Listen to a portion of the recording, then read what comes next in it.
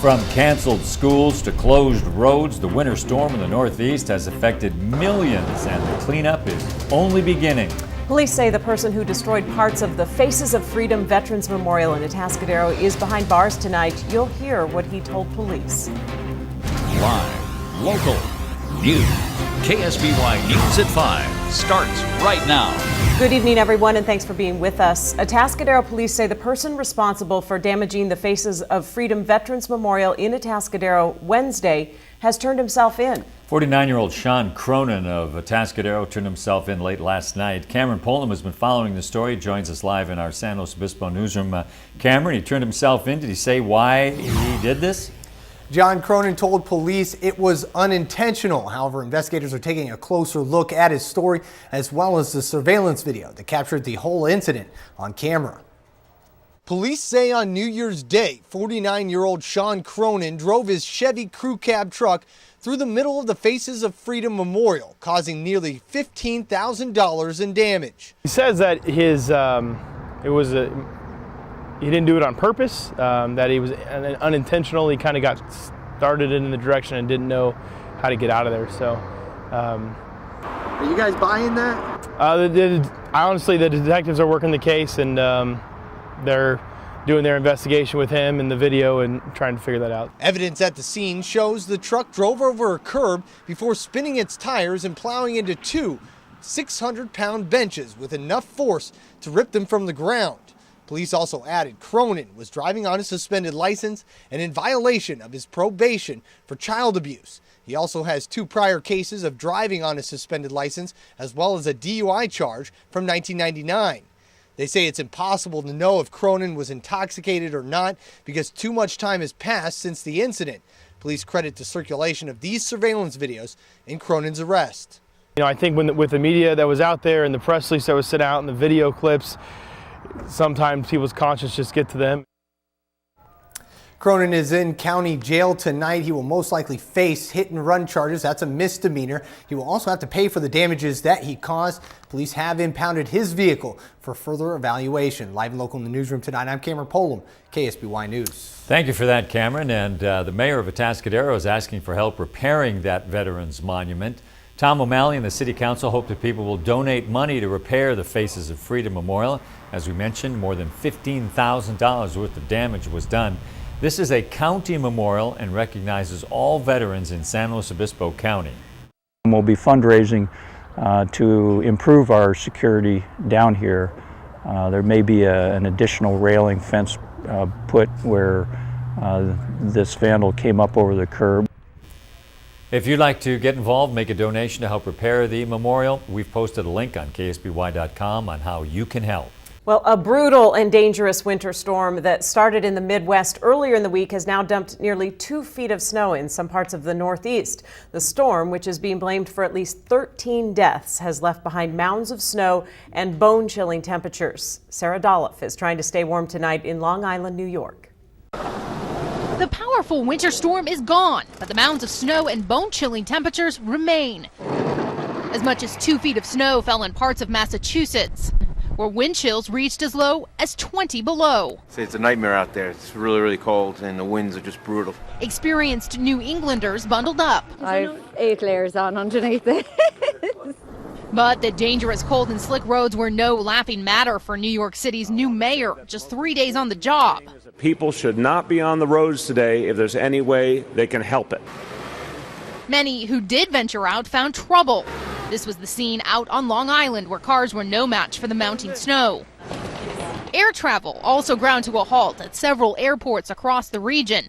Thousands of flights canceled or delayed, as the airports today struggle to get back to normal operations. Meanwhile, out on the shore, the classic nor'easter pushed the surf inland, causing coastal flooding. In North Attleboro, Massachusetts, firefighters braved the weather to put out this fire. The building, earlier engulfed in flames, is now encased in ice. But despite the wet snow and bitter cold, there are those finding time to enjoy the first winter blast of 2014.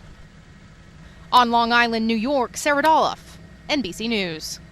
Now, the snow may have stopped, but Midwesterners and Easterners are not in the clear just yet. The temperatures tomorrow will be cold, especially when you factor in those wind chills. More than 2,000 flights have been canceled, nearly 6,000 delayed because of the weather. But local airports across the Central Coast say planes are moving in and out as scheduled. Connie Tran is live tonight from the San Luis Obispo Airport. And Connie, okay, flights are getting in and out of slow, Santa Maria and Santa Barbara, but I'm guessing connecting flights could be a problem. Yeah, well, Jeanette, the airport officials in San Luis Obispo and Santa Maria say that there are no problems as of right now, and certainly they want things to stay that way. Now, most flights out of the Central Coast are going to Los Angeles, San Francisco, Phoenix, and Las Vegas, so there is a possibility that locals could get stuck in those bigger cities if they are planning to go to the East Coast. Things can get backed up in Denver. We're going to go through LA, so who knows what will happen. Rebecca Vanderhorst and her husband wait patiently at the San Luis Obispo Airport for their flight to Los Angeles.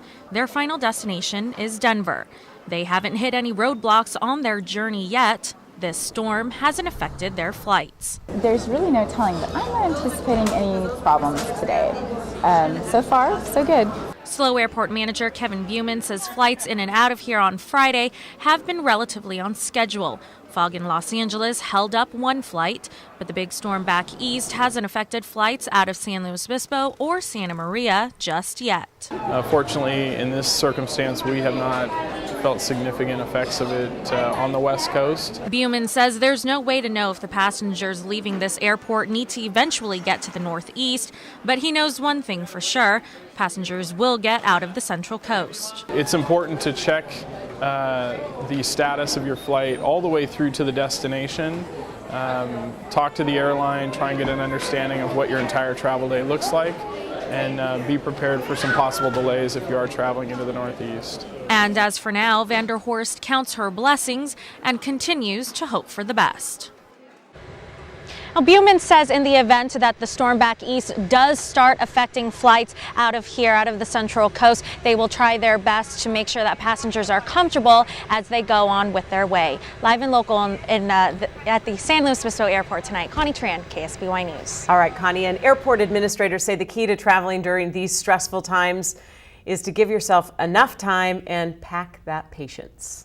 The Justice Department asked Supreme Court Justice Sonia Sotomayor to stop blocking the contraceptive coverage requirement of the Affordable Care Act. The government says religious nonprofit groups can opt out of the contraceptive coverage. Lawyers for the government say the insurance plan for churches is not required to provide contraceptives. The group of Catholic nuns that started the lawsuit say even signing the insurance form violates their beliefs. Also in D.C., lawyers for same-sex couples in Utah have filed court papers with the U.S. Supreme Court explaining why gay marriage should be allowed to continue. But state attorneys have requested an immediate halt on the marriages this week. They say more than 900 couples have gotten married since December 20th. A federal judge and the 10th U.S. Circuit Court of Appeals have already refused the state's request. Police officers in Santa Maria say a 21-year-old man was stabbed last night, and they could use your help in tracking down the attacker. Happened around 11:30 in the 900 block of West Creston. The victim was taken to a nearby hospital. No word on his condition tonight. If you do have information on the stabbing, you are asked to call Santa Maria Police. Another person was stabbed last night as well. This one happened in Arroyo Grande. Investigators say Michael Johnny Silva stabbed someone outside an apartment complex near Farrell Avenue and South Elm Street last night. The victim was taken to a hospital and is expected to be okay. Police say Silva is a transient living in the Five Cities area. He has tattoos on his neck, chest, and head. Some new laws take effect this year that'll change how California drivers and bicyclists share the road. Starting in September, drivers must stay at least 3 feet away from cyclists when passing. Drivers must also wait and slow down for cyclists if the road is not wide enough. More than 100 bicyclists are killed every year in California, so our April Hansen went to a local bike shop today to find out how people can stay safe on the roads. Everything from jackets, helmets, shoes, brighter lighting systems, because it really catches the attention Tony of a driver. Gambaruti turned his love for cycling into a career. And here at Main Street Cycles, safety is the priority. The past year has been a rough year. We've had several of our customers and friends hit. Gambaruti says the Central Coast is bike friendly. but the number of local cyclists being hit seems to be growing. I think it's a combination of more cyclists on the road, as well as I think just in our society today, people are so distracted with so much stuff going on when they're in their cars. The California DMV found 86% of all bicycle accidents involve a vehicle. We do see a lot of that distracted driving where they're just not paying attention. The best defense for cyclists is to wear bright clothing and assume you're invisible.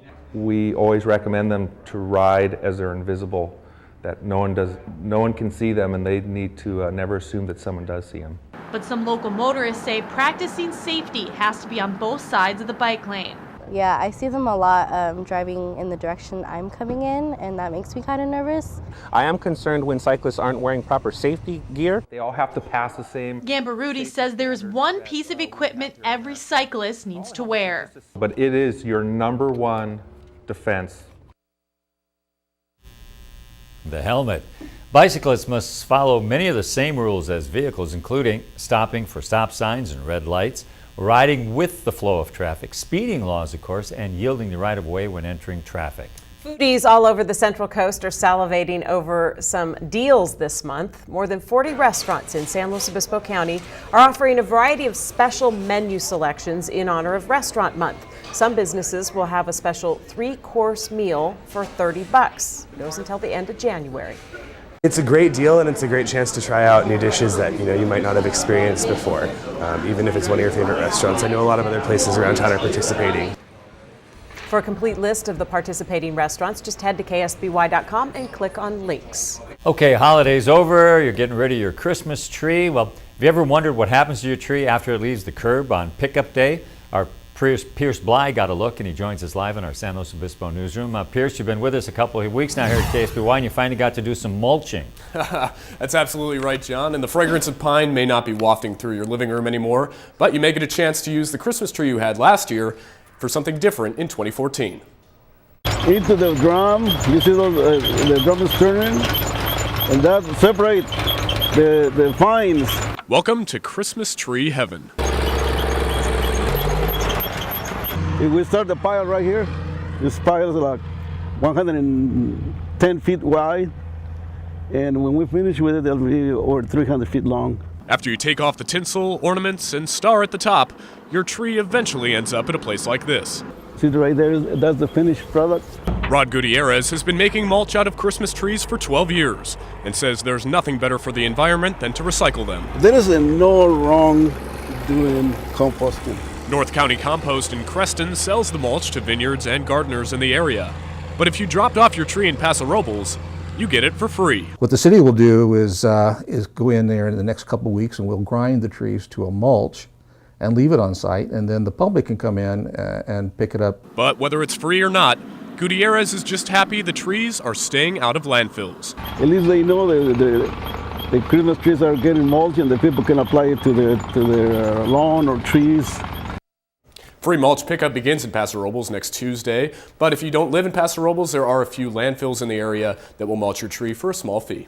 Live and local here in the San Luis Obispo newsroom, Pierce Bly, KSBY News. Thank you, Pierce. Never seen that mountains of mulch there. Head to ksby.com for more on what to do with your tree in other cities here on the Central Coast. Well, I don't believe I've ever seen the Central Coast as dry as it is now. I mean, it's just so tough because it's beautiful January weather, but man, our hills look bleak. You know what, they really do, and if a fire does spark, it's going to be quite the concern out there too, because fire season still continues because of those dry conditions and warm weather. Yeah. But at least we have a little bit of a cool down in sight, just slightly, not too much. So let's go ahead and take a look outside though. Today we felt those cooler temperatures, still about 74 degrees in downtown San Luis Obispo, so still seeing some beautiful blue, clear skies. However, we will see more cloudy skies over the weekend. I'll have a look at your live local weather coming up in just a few minutes.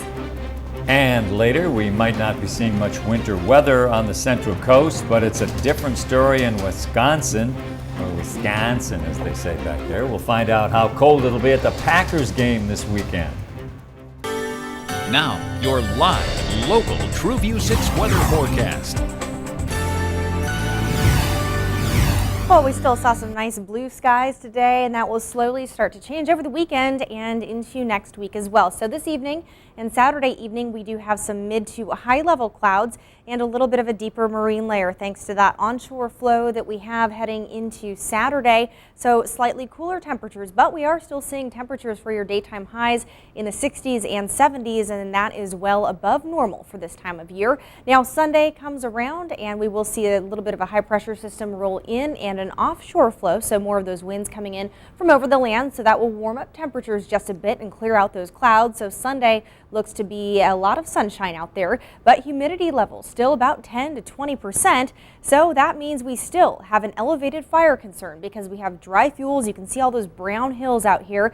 Definitely not green just yet, still needing rain. So with the dry fuels, the low humidity, a little bit of a breeze there, that's why we have that elevated fire concern.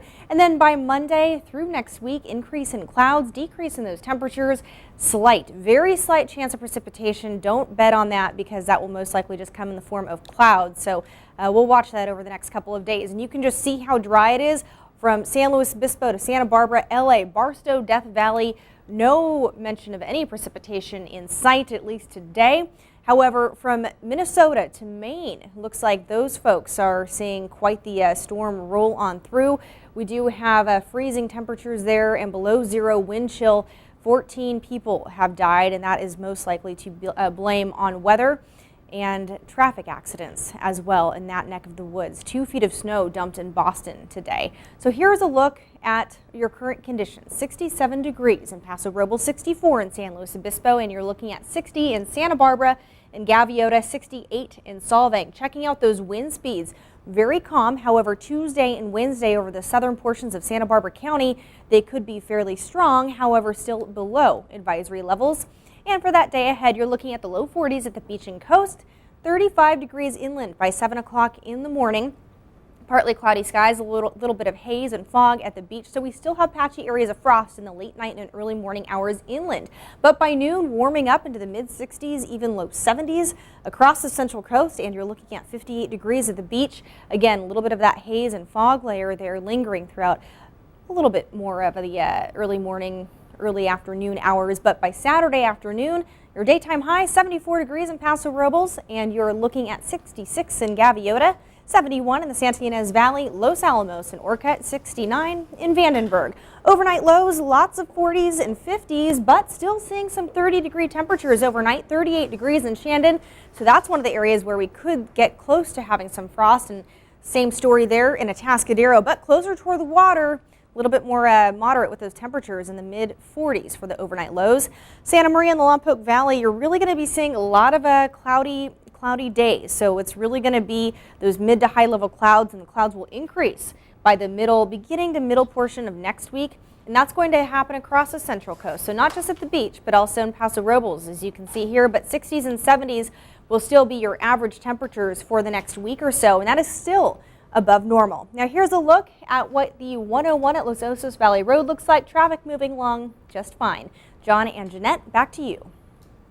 Thank you. Yeah, things moving quickly behind her. Unlike a lot of places back east, they're just backed up getting through that snow. Yeah. Tough. In news around the world, a huge drug bust in China. Coming up, we'll find out how many tons of illegal drugs police found during a raid and how many thousands of people they've arrested in the past 6 months. Plus, people are learning about the inside of the human body from a printer. See how the machine works and what it produces.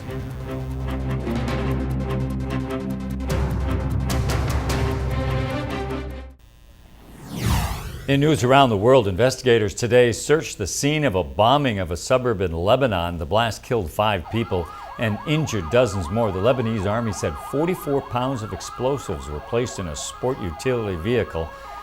Authorities are trying to find out if the blast was the result of a suicide bombing. 3 tons of crystal meth seized during a raid in southern China today. Investigators say the area is notorious for drugs. Police from 4 cities launched more than 100 raids in the village using helicopters, speedboats, and police dogs. Since it launched its anti-drug operations in July, police have seized more than 8 tons of drugs and detained more than 10,000 suspects. Strong winds prompted brush fires burning in Australia to jump containment lines. Extra fire crews have arrived in case the fires continue to grow. Generators have been supplied to some homes that lost power. The fire is about 31 miles from Brisbane. Tonight's Healthy Living. Doctors at the Children's National Health System say 3D models of human organs are helping them teach students and parents about complex health problems like congenital heart defects. The 3D printer slowly lays down tiny pieces of soft plastic about the width of a human hair. But after a few hours, they get models of our organs. Doctors have created everything from a 3D spine to a liver. People in Wisconsin preparing to brave below freezing temperatures for their football team. Probably a few San Franciscoans as well. Yeah, still ahead. We hope some are going to show up there. The temperatures predicted for the weekend, with the game between the Packers and the Niners, how it could break records. We'll show you how.